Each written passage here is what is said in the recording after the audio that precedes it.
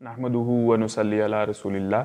अऊज़ु बिल्लाहि मिनश शैतानिर रजीम बिस्मिल्लाहिर रहमानिर रहीम। अक्सर लोग इस बात का इजहार करते हुए नज़र आते हैं कि हमारी दुआएं कबूल नहीं होती। आइए एक हदीस की रोशनी में जानते हैं कि इसकी वजह क्या है। ये जामे तिरमिज़ी की हदीस नंबर 2169 है और हज़रत हुज़ैफ़ा बिन यमान रज़ियल्लाहु ताला अन्हु इसके रावी हैं। वो कहते हैं कि हुज़ूर सल्लल्लाहु अलैहि वसल्लम ने इरशाद फरमाया, कसम है उस ज़ात की जिसके हाथ में मेरी जान है, तुम ज़रूर नेकी का हुक्म दो और तुम ज़रूर गुनाह से रोको, इससे पहले कि अल्लाह तुम्हारे ऊपर एक ऐसा अज़ाब नाजिल करे कि जब तुम अल्लाह से दुआ मांगो तो तुम्हारी दुआएं कबूल नहीं की जाएंगी। यानी दुआ की कबूलियत की शर्त यह है कि वो शख्स अमर बिल मारूफ और नहीं अनिल मुनकर बैक वक्त दोनों ये काम, यानी नेकी का हुक्म देना और बदी से रोकना, बदी से रोकना, नेकी का हुक्म देना, ये दोनों चीज़ें साथ साथ करता चला जाए तो ऐसे शख्स की दुआ अल्लाह तबारक व तआला कबूल फरमाते। और जब उम्मत मुस्लिमा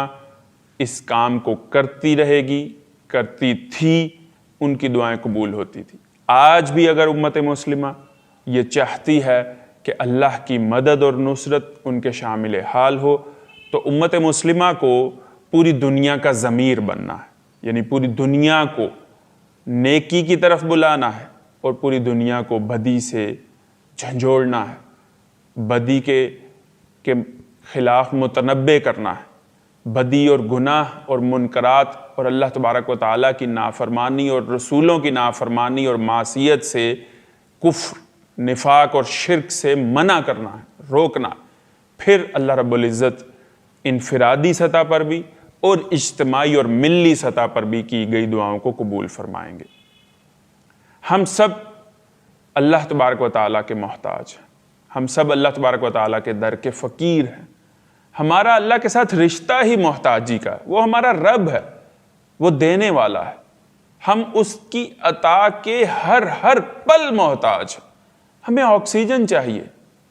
हमारे दिल को धड़कने की ताकत और तौफीक चाहिए, वरना हमारी ज़िंदगी का ख़ात्मा हो जाएगा। हमें लिबास चाहिए, हमें पानी चाहिए, हमें खुराक चाहिए, हमें छत चाहिए, हमें नींद चाहिए, हमें अपने इर्द गिर्द हमारे अपने चाहिए, हमें भरोसा करने वाले चाहिए, हमें ज़िंदगी में कामयाबियाँ चाहिए, हमें इल्म चाहिए, हमें हिदायत चाहिए, हमें तमाम ज़रूरियात ज़िंदगी, एक सवारी से लेकर एक छोटे से टूथ ब्रश तक आप अपनी ज़िंदगी में तमाम ज़रूरियात देख लें। हम रोज़ाना कितनी चीज़ें कंज्यूम करते हैं और कितनी चीज़ों से इस्तिफ़ादा करते हैं, ये सब अल्लाह की अता है और ये सब हमें चाहिए। इनमें से कोई एक चीज़ छिन जाए तो हमें उस चीज़ की कदर व कीमत का एहसास होता है और उस वक्त हम अल्लाह के सामने अपने हाथ दराज करते हैं और उससे दुआएं मांगते हैं कि या अल्लाह, ये नेमत जो आपने दी हुई थी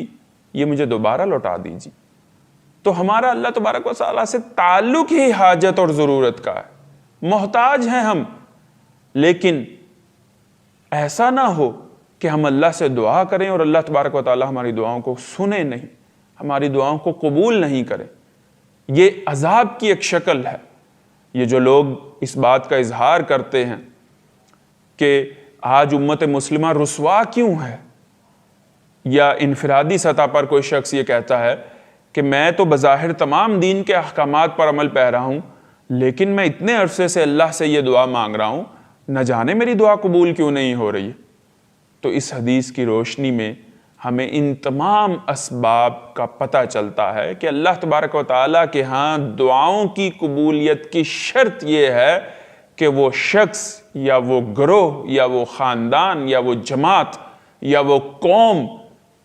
अमर बिल मारूफ, यानी नेकी का हुक्म देती हो और नहीं अनिल मुनकर करती हो, यानी गुनाहों से, अल्लाह की हदूद को पामाल करने से, नबियों की तालीमात को फरामोश करने से वो रोकती हो, वो चुकन्नी हो, वो पूरी दुनिया का आलमी ज़मीर झंझोड़ दे, वो हर सतह पर अपनी आवाज़ को पहुँचाने की कोशिश करे। एक और हदीस में अल्लाह के नबी सल्लल्लाहु अलैहि वसल्लम ने इरशाद फरमाया, تم میں سے جو شخص برائی کو دیکھے تو اس کو چاہیے کہ وہ اس کو اپنے ہاتھ سے روکے، اگر وہ اس کی استطاعت نہیں رکھتا تو اس کو چاہیے اپنی زبان سے روکے،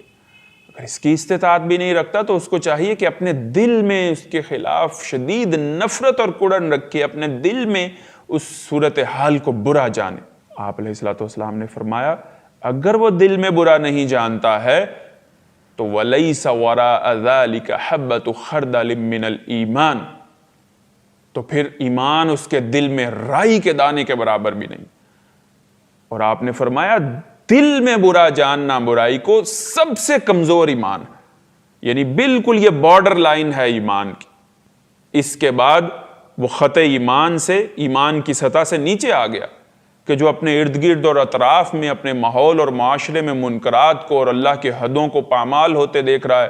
نبی صلی اللہ علیہ وسلم کے اسوے اور آپ کی تعلیمات کو پامال ہوتے دیکھ رہا ہے، لیکن وہ ماحول میں رچا بسا ہوا ہے، اس کے دل میں کوئی نفرت نہیں ہے، کوئی کڑن نہیں ہے، کوئی اضطراب نہیں ہے، کوئی بے چینی نہیں ہے، کوئی درد نہیں ہے، وہ رات کو میٹھی نیند سوتا ہے۔ آپ علیہ الصلوۃ والسلام نے فرمایا کہ اس کے دل میں کوئی ایمان نہیں ہے، رائی کے دانے کے برابر بھی ایمان نہیں۔ اور ایسے شخص کی دعائیں کیسے قبول ہوں گی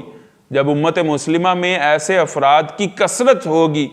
جو بدی کو دیکھ کر سمجھوتا کیے ہوئے، بدی کے ماحول میں رچے بسے ہوئے، بدی کو دیکھ کر ان کے دل میں نفرت اور بغاوت پیدا نہیں ہوتی ہے، تو اللہ کے نبی صلی اللہ علیہ وسلم نے فرمایا کہ یہ ایک عذاب کی شکل ہے، اور پھر تم دعائیں کرو گے تو دعائیں قبول نہیں کی جائیں گی۔ لہٰذا ہم سب کو چاہیے جھوٹ کو دیکھیں،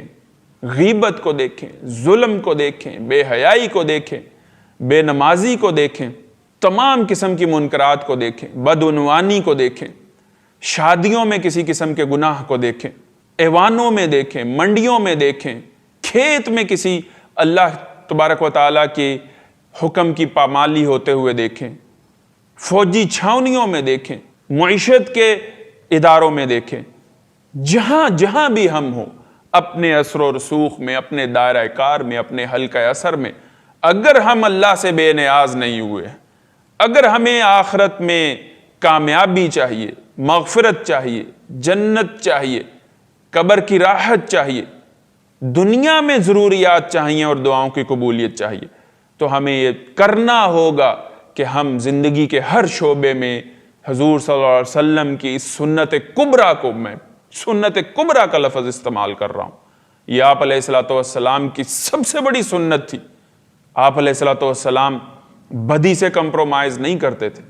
آپ علیہ الصلوۃ والسلام نیکیوں کا شوق دلاتے تھے، موٹیویٹ کرتے تھے، ترغیب دیتے تھے، ذہن بناتے تھے، نیکی کو رواج دیتے تھے، نیکی کی بات کو عام کرتے تھے، نیکی کے ماحول کو پروان چڑھاتے تھے، اللہ کی حدوں کو قائم کرتے تھے، اور شیطنت کا، ظلم کا، منکرات کا، بے حیائی کے نظام کا، اللہ سے بغاوت کے نظام کا، اور شرک کا اور نفاق کا قلع کما کیا کرتے تھے۔ ہمیں بھی بطور امتی حضور صلی اللہ علیہ وسلم کی سب سے بڑی سنت کو، اگر ہم یہ چاہتے ہیں کہ ہماری دعائیں قبول ہو، ہمیں آج کے ماحول میں اس سنت کو زندہ کرنا ہے۔ ہم سب اس کا عہد کریں، اس لیے نہیں کہ ہم یہ چاہتے ہیں کہ ہماری دعائیں قبول ہو جائیں، یقیناً ہم سب یہ چاہتے ہیں کہ ہماری دعائیں قبول ہو جائیں، لیکن ہم اس کو اللہ تبارک و تعالیٰ کا حکم سمجھ کے اور اپنے نبی کا اسوہ سمجھ کے اور اپنی ذمہ داری سمجھ کر اس کو ادا کریں۔ اس کی برکت سے دیکھیے گا کہ پھر انشاءاللہ جیسے ہی ہم اللہ سے دعائیں مانگیں گے ہماری دعائیں قبول ہوں گی، لیکن اس کے لیے دین کا بنیادی علم حاصل کرنا ہوگا ہمیں، اور اس کے لیے حکمت کی ضرورت ہے، اس کے لیے اجتماعیت کی ضرورت ہے، اس کے لیے اداروں کی ضرورت ہے، اس کے لیے علماء کا دست و بازو بننے کی ضرورت ہے، اس کے لیے آپس میں سماجی رابطے بنانے کی ضرورت ہے، اس کے لیے مخاطب کی نفسیات کا لحاظ کرنے کی ضرورت ہے، فتویٰ بازی سے گریز کیا جائے، بالکل لوگوں کے سامنے کسی کو ذلیل کرنے سے گریز کیا جائے، بہت زیادہ اخلاص کے ساتھ علیحدگی میں لے جا کر سمجھایا جائے، اور حکمرانوں تک بھی جہاں تک ہو سکتا ہے اپنی بات کو پہنچانے کی کوشش کی جائے۔ اگر ہم ایسا کرتے رہیں گے تو انشاءاللہ اللہ سے دعا ہے کہ اللہ تبارک و تعالیٰ اس کام کو ادا کرنے کی، اس فریضے کو ادا کرنے کی توفیق عطا فرمائے، اور اس کی برکت سے امت مسلمہ کی دعاؤں کو قبول و منظور فرمائے۔ وآخر دعوانا الحمدللہ رب العالمین۔